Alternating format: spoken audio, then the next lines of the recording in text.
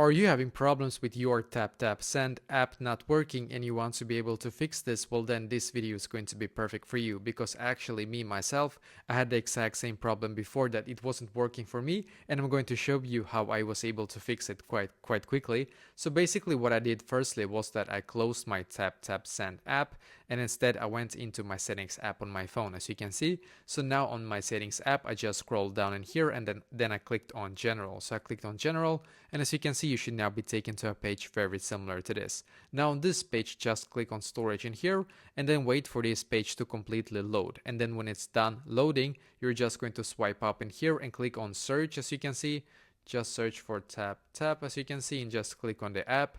And in here, you're just going to click firstly on offload app, and once again click on offload app in here.